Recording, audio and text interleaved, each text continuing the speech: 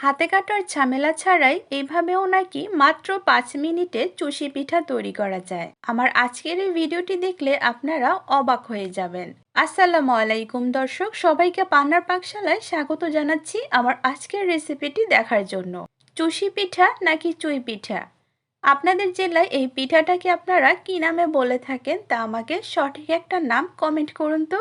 হাতে কেটে সেমাই পিঠা অথবা চুষি পিঠা তৈরি করতে অনেক সময়ের প্রয়োজন হয়, যার কারণে আমরা অনেকেই এই পিঠাটা তৈরি করতে চাই না। বর্তমানে অনলাইনে অনেকেই অনেক পদ্ধতি দেখাচ্ছে, তবে আমি আপনাদের আজকে সঠিক পদ্ধতিটাই দেখাবো।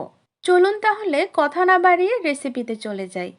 এই জন্য আমাদের প্রথমে পিঠার ডোটা তৈরি করা লাগবে। আমি প্রথমে একটা কড়াইতে নিয়ে নিচ্ছি চালের গুঁড়া 3 কাপ। আমি 4 কাপে মেপে 3 কাপ চালের গুঁড়া নিয়েছি। আমি এখানে শুকনো চালের গুঁড়াটা ব্যবহার করছি, আর আপনারা চালের গুঁড়াটা আপনাদের পছন্দ মতো বাড়িয়ে বা কমিয়ে নিতে পারেন। এরপর আমি এখানে স্বাদ মতো লবণ অ্যাড করে এখন চালের গুঁড়াটাকে খুব ভালো করে একটু টেলে নিব। চালের গুঁড়াটা ভাজার সময় খেয়াল রাখতে হবে চুলার আঁচটা যেন মিডিয়াম টু লো হিটে থাকে। যখন দেখব চালের গুঁড়াটা থেকে একটা খুব সুন্দর ঘ্রাণ বের হচ্ছে, এই পর্যায়ে দিয়ে দিতে হবে পানি। পানিটা আমি আগেই গরম করে নিয়েছিলাম। এখন অল্প অল্প করে পানিটা অ্যাড করে নিচ্ছি। একবারে বেশি পানি দিতে যাবেন না, তাহলে কিন্তু পিঠার ডোটা বেশি নরম হয়ে যেতে পারে। এরপর একটা ঢাকনা দিয়ে ঢেকে আমি ডোটাকে ঢেকে রাখবো 5 মিনিট। এতে করে চালের গুঁড়াটা ভালো মতো সেদ্ধ হবে। এবার 5 মিনিট পরে আমি ঢাকনাটা তুলে পিঠার ডোটাকে একটা প্লেটে নিয়ে ডোটা ভালো করে মথে নিব। এই কাজটা খুবই সাবধানে করতে হবে, কেননা ডোটা গরম অবস্থায় মথে নিলে বেশি ভালো হবে। এতে করে পিঠা সফট হবে। আমার পিঠার ডোটা ভালো করে মথে নেওয়া হয়ে গিয়েছে। এখন আমি এখান থেকে একটু ডো নিয়ে এভাবে লম্বা করে শেপ দিয়ে নিচ্ছি। বাকি ডোটা একটা সুতি কাপড় দিয়ে ঢেকে রেখে দিব যেন এটা ড্রাই না হয়ে আসে। এবার একটু ডো নিয়ে হাতের সাহায্যে এভাবে ডলে এরকম সুতার মতো তৈরি করে নিচ্ছি। এরপর এখান থেকে খুবই ছোট ছোট লেচি কেটে নিচ্ছি পিঠা তৈরি করার জন্য। আদিকাল থেকেই আমাদের মা খালারা এইভাবেই চুষি পিঠা তৈরি করে আসছে।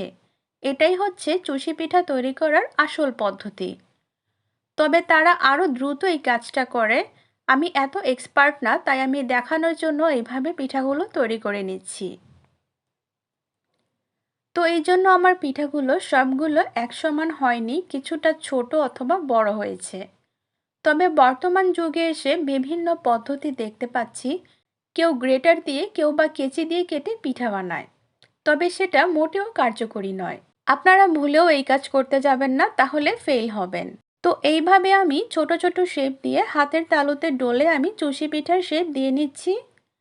আপনারা দেখতেই পাচ্ছেন পিঠাগুলো কতটা পারফেক্ট হয়েছে। পিঠা বানানোর পর আমি একটা ট্রেতে পিঠাগুলোকে নিয়ে নিচ্ছি।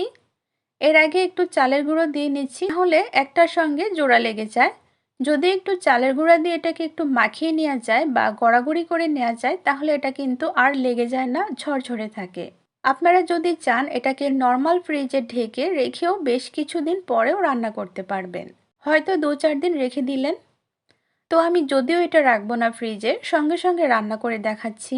আমি এখানে জাল করার জন্য দুধ বসিয়েছি 1.5 লিটারের মতো।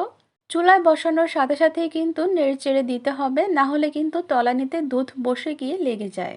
তাই কিছুক্ষণ পরপর একটু নেড়েচেড়ে দিবেন যেন তলানিতে লেগে না যায়, কারণ আমরা এটা দিয়ে পিঠা জাল করব। অনেক সময় দেখা যায় পিঠার ঘন শিরা নিচে লেগে পোড়া লেগে যায়। এখন গুড় জাল করব। এর জন্য আমি এখানে নিয়ে নিচ্ছি পানি 1/2 কাপ। বেশি পানি নিব না, অল্প একটু পানি নিব, কারণ গুড়ের শিরা যদি পাতলা হয় তাহলে দুধ পাতলা হয়ে যাবে। আমি ফুল 1 কাপের মতো খেজুরের গুড় নিলাম। এখন এটাকে গলে যাওয়া পর্যন্ত জাল করে নেব। তো গুড় গলে গিয়েছে, আমি এখন এটাকে নামিয়ে ফেলবো।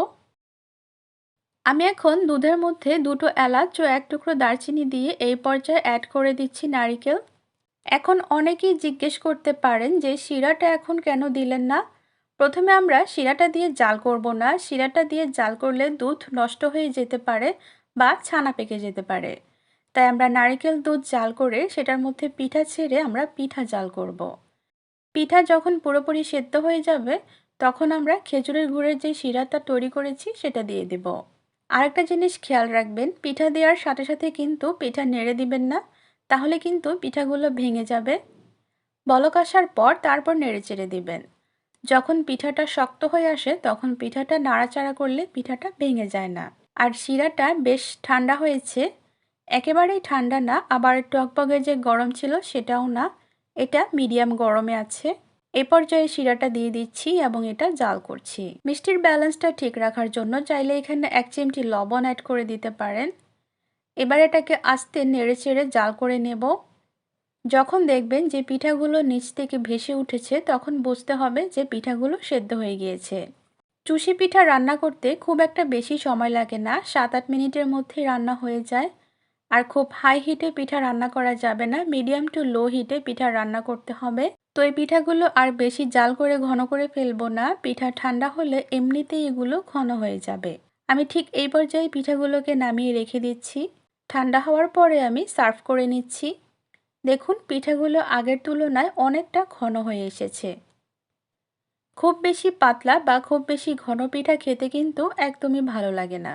তো দর্শক, রেসিপিটি আপনাদের কাছে কেমন লাগলো তা অবশ্যই কমেন্ট করে জানাবেন আর ভিডিওটি লাইক ও শেয়ার করে দিবেন। তো আজকের মতো বিদায় নিচ্ছি, সবাই ভালো থাকবেন, সুস্থ থাকবেন, আল্লাহ হাফেজ।